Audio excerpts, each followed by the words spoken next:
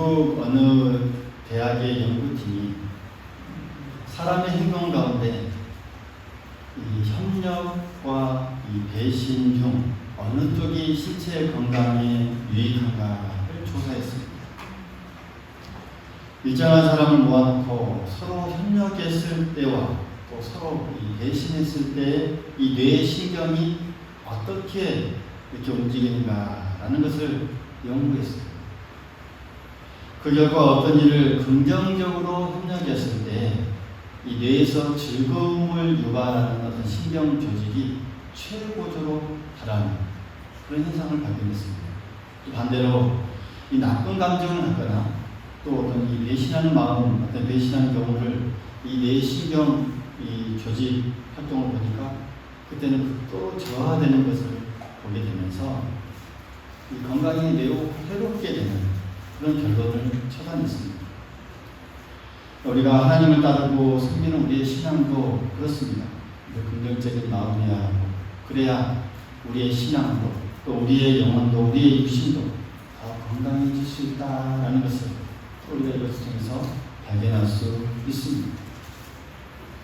사람은 좋은 일을 할 수도 있고 나쁜 일을 할 수도 있습니다. 또 좋은 말을 할 수도 있고 나쁜 말을 할 수도 있어요.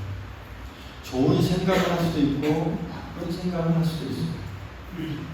또한 좋은 것을 바라볼 수도 있고 나쁜 것을 바라볼 수 있습니다. 그러니까 우리가 무슨 생각을 하고 또 무엇을 바라보고 또 어디를 향해야 하는가, 우리가 성도로서 또 하나님을 믿는 자로서 또 우리의 신앙에서 아주 중요하다는 사실, 우리가 늘 기억할 수 있기를 간절히 소망하겠습니다. 오늘 이스라엘 백성들을 볼 때 이스라엘은 눈을 들어 하나님을 바라보아야 하는 민족이었습니다. 그리고 이 땅에서는 성전을 바라보는 민족이 바로 이스라엘 백성들이었습니다. 그래서 성전을 바라보기 위해서 예루살렘 중심부 그 시온산에 성전을 세웠죠. 그곳은 지형상 높은 곳이었기 때문에 그곳에 가기 위해서는 사방에서 올라가야 했고 또 그곳은 어느 곳이나 다 보이는 그런 곳이었습니다.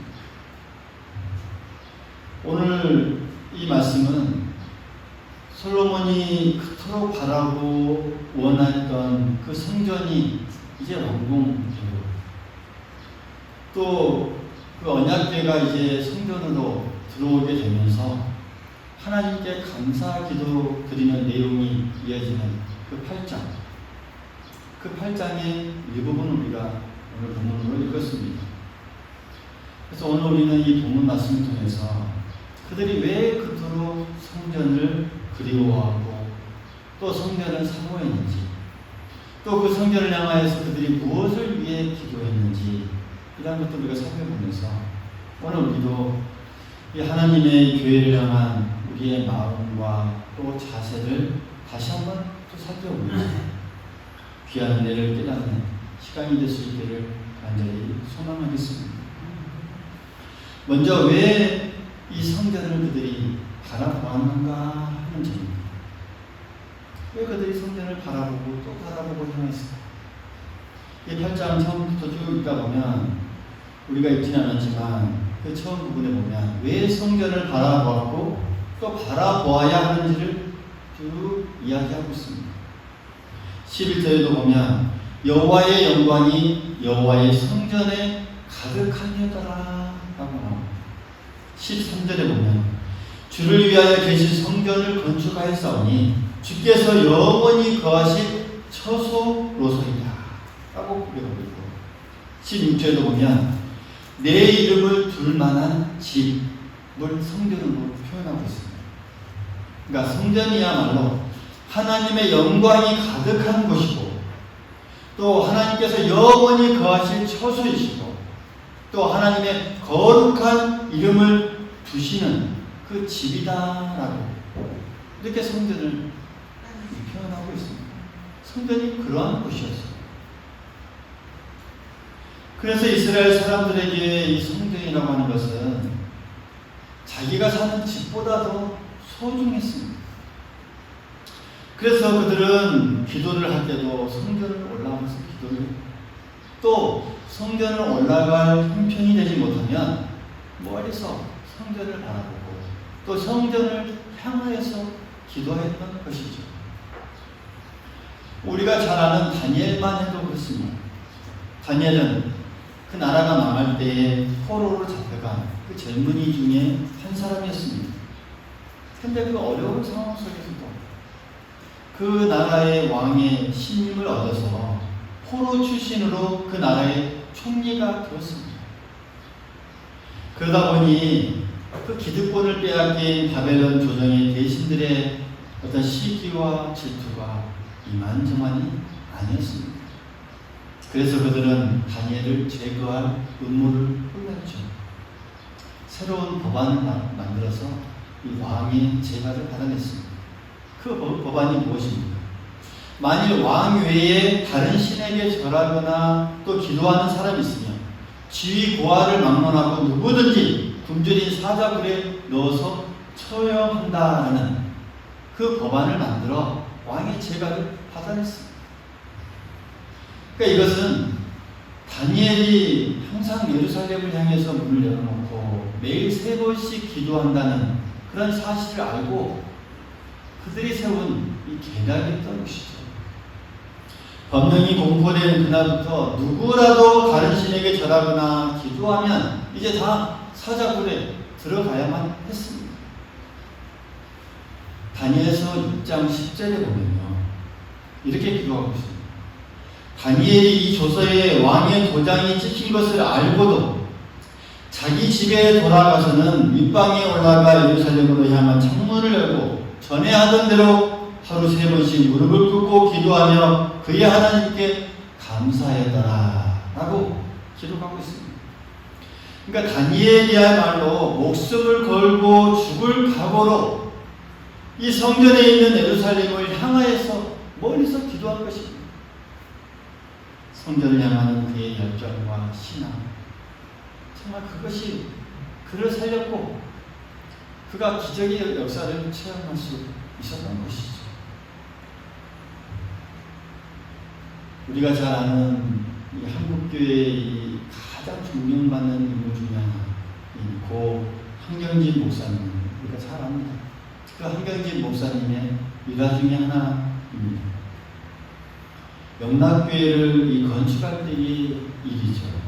우리가 잘 알다시피 영락교회는 이 전쟁으로 북에서 피난해 온 그 피난민 중심으로 세운 교회입니다.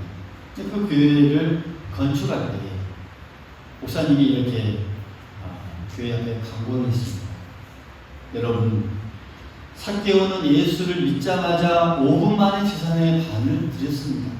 이제 이 영락교회도 하나님의 집, 성전을 건축할 수 있는 축복의 시간이 하나님께서 주셨습니다.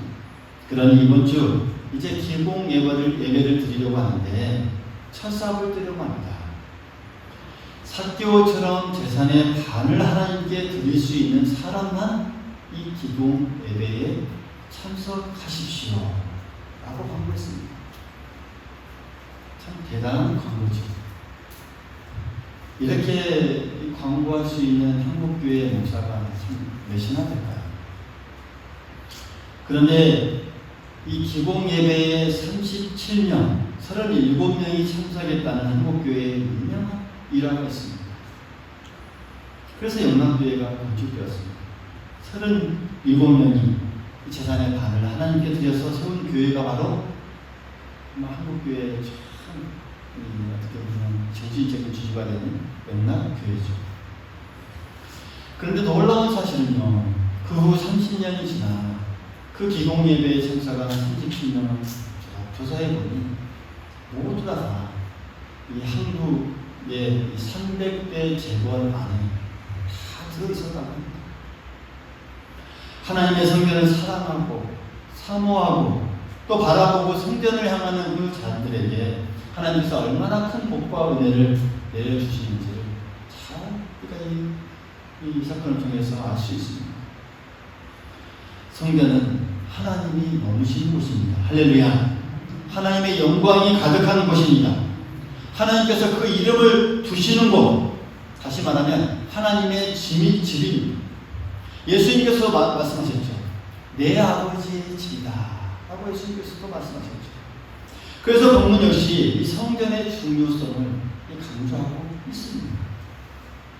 그리고 두 번째로 우리가 살펴보아야 할 것은 성전을 향하여서 손을 펴면서 무엇을 했는가라는 것입니다. 그들이 성전을 향해서 무엇을 했는가? 성전을 향한 그 마음을 넘어서 그들이 무엇을 했냐라는 사실. 기도를 했습니다. 할렐루야. 성전을 향해서 기도하는 그 간절한 모습을 우리가 이 성경 오늘 곳곳에서 발견할 수 있습니다. 있지는 않지만 우리가 보면 22절에도 보면 솔로몬이 여호와의 제단 앞에서 이스라엘의 온 회중과 마주서서 하늘을 향하여서 손을 펴고 라고 표현하고 있습니다. 그러니까 하늘을 향하여서 손을 펴는 또 29절이나 44절, 48절 보면 이 성전을 향하여 라는 표현, 또 성전 있는 쪽을 향하여 라는 그 표현들이 계속해서 이어집니다. 그리고 28절이나 43절 또 52절에도 보면 또 그곳에서 부르짖고 빌고 라는 그 표현이 계속해서 반복되고 있습니다. 그곳에서 부르짖고 또 빌고 라는 이 표현들이 반복됩니다. 그러니까 그들이 어떻게 기도했는가를 우리에게 잘 표현해 주고 있는 말씀이죠. 손을 펴고 손을 들고 성전을 향하여 부르짖고 기도했습니다. 할렐루야. 왜 그러면 성전을 향하여서 이렇게 기도했을까요? 성전에서 응답하기 때문입니다. 할렐루야. 하나님은 성전에서 응답하시기 때문입니다. 응답은 성전에서부터 나오기 때문입니다. 시편 3편 4절에 보면 내가 나의 목소리로 여호와께 부르짖으니 그의 성산에서 응답하시는도다 라고 표현하고 있습니다. 그러니까 성산이라고 하는 것은 성전이 있는 곳입니다. 그 하나님께서 성산에서 응답하신다라는 말씀은 곧 성전에서 응답하신다라는 말씀입니다. 곧 우리의 이 삶의 터전, 신앙의 터전, 이 교회에서 응답하신다라는 말씀입니다. 할렐루야. 그래서 8장에 보면 이 무수히 많은 곳에서 이곳에서 기도할 때에 들어주십시오 라는 내용이 계속해서 반복되고 있습니다. 29절에도 보면 이곳을 향하여 비는 기도를 들으시옵소서. 또 33절 이하에도 보면 이 성전에서 주께 기도하며 간구하거든 주는 하늘에서 들으시고 라는 표현을 하고 있습니다. 또 42절 이하에도 보면 이 성전을 향하여 기도하거든 주는 계신 곳 하늘에서 들으시고, 또 44절에도 보면 성전 있는 쪽을 향하여 기도하거든 주는 하늘에서 그들의 기도와 간구를 들으시고 라는, 계속해서 반복합니다. 성전을 향하여 기도할 때에 들어주신다라는 그 믿음의 기도를 하고 있는 것이죠. 다윗이나 이 솔로몬의 신앙은 성전에서 기도하고 성전을 향하여 기도하면 하나님께서 들으신다는 그런 신앙이었습니다. 그게 바로 이스라엘 백성들의 하나님 향한 신앙이고 하나님께서 그들에게 또 명하신 그 신앙의 모습이기도 합니다. 그래서 성전을 건축하기를 그렇게 힘썼고, 또 오늘 이 8장은 그 성전을 완공되고 나서 언약궤를 성전에 모시고 그렇게 감사 기도를 이렇게 하고 있는 것이죠.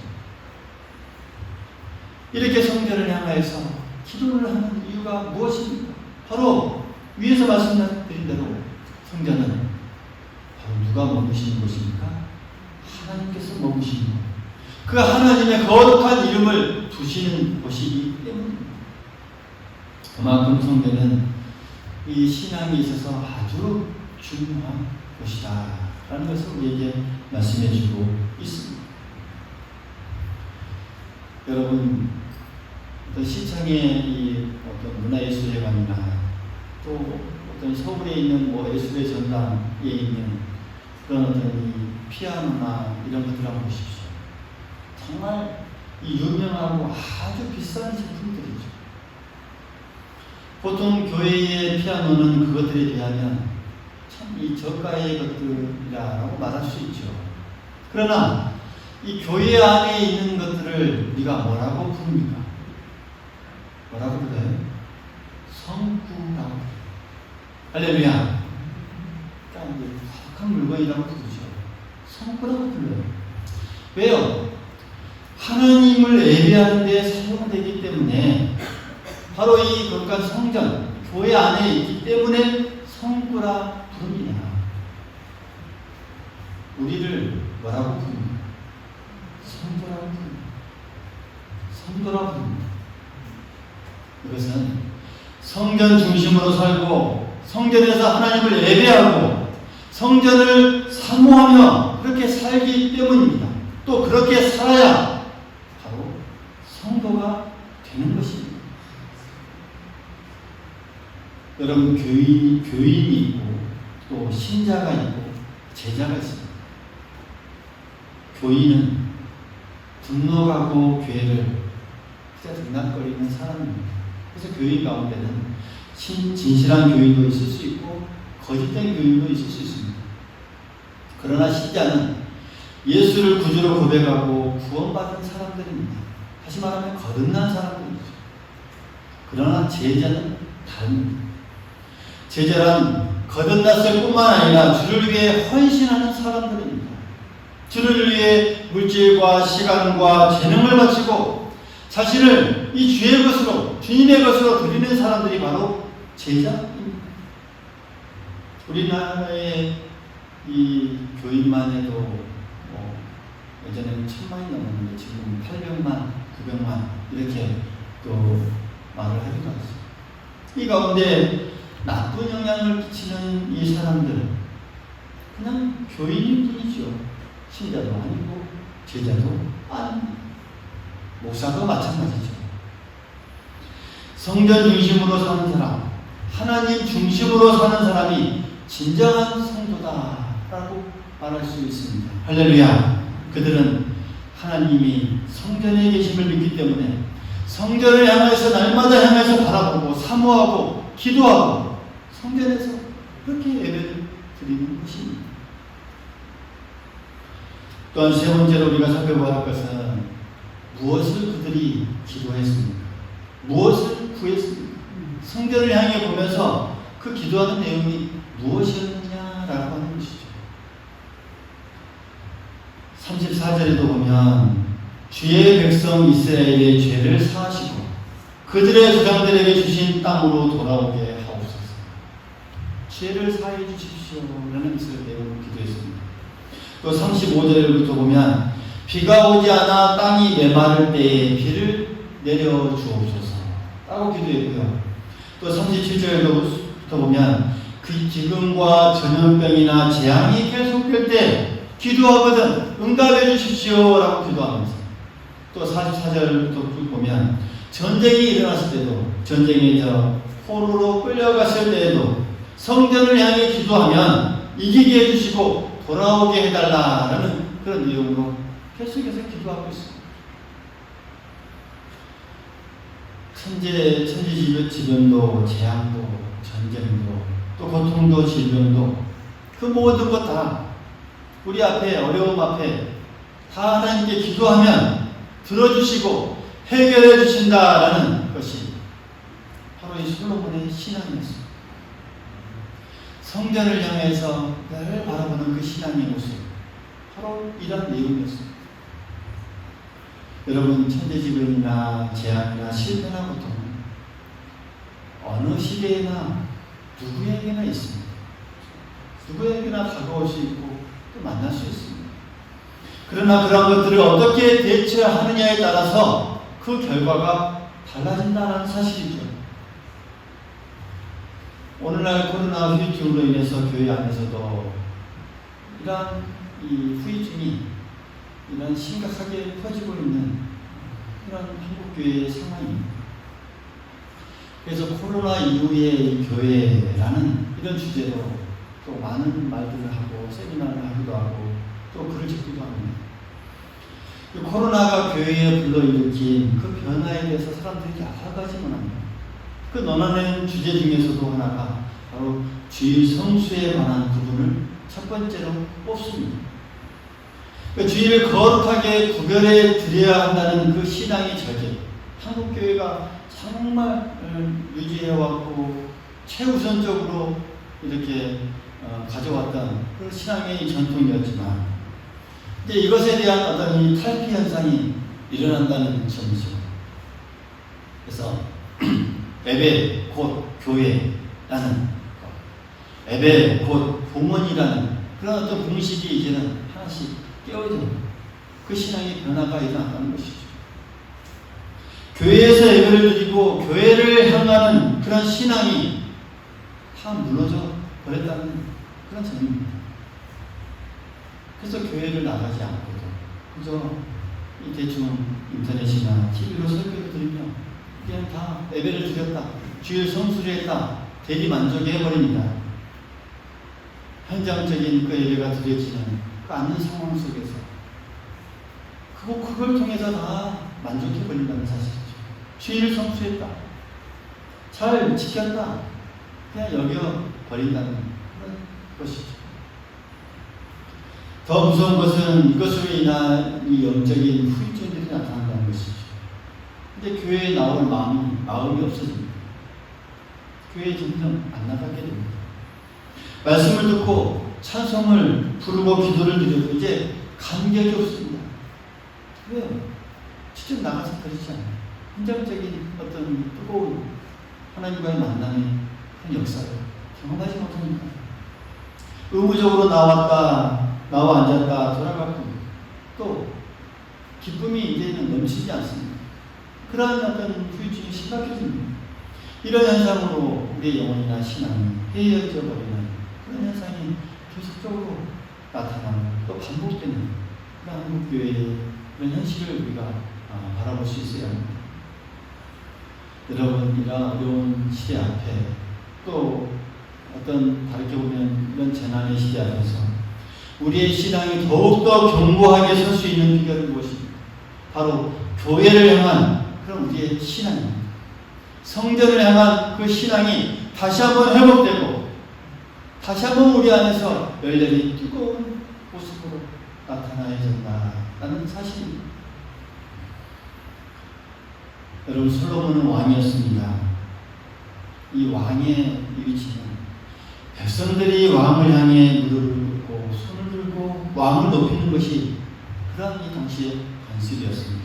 그러나 솔로몬은 오히려 하나님을 향해 무릎을 꿇고 손을 들고 경배하고 찬양하고 기도를 드렸습니다. 바로 이런 점이 솔로몬의 성공의 비결이었고 복 받는 비결이었습니다. 성전을 향하는 그 가득한 그 신앙의 모습, 성전에서 하나님의 복이 넘쳐나고 성전에서 기도의 응답이 넘쳐난다는 그 신앙의 그 모습, 그것을 통해서 그가 큰 복을 받는 이 왕이 될 수 있었다는 사실, 우리도 예외가 아닙니다. 왕이신 하나님을 향해 무릎을 꿇고 겸손하게 손을 들고 찬양하고 기도해야 합니다. 성전을 향해 기도하고 이 성전 교회를 통해 들려주시는, 교회를 통해서 응답의 역사가 일어나게 해주시는 그 하나님의 깊은 사랑의 손길을 우리가 이 교회의 성전을 통해서 맛볼 수 있어야 합니다. 우리의 교만을 버리고 편견을 버리고 아집을 버리고 하나님을 향해 기도할 수 있어야 하겠습니다. 성전을 향해 기도하고 또 하나님의 복을 구했던 이 솔로몬처럼 우리도 교회를 향해 기도하고 또 교회를 사랑하는 마음으로 또 교회를 정말 내 무엇보다도 사모하는 마음으로 사랑하는 마음으로 우리가 이 신앙을 살아갈 거예요.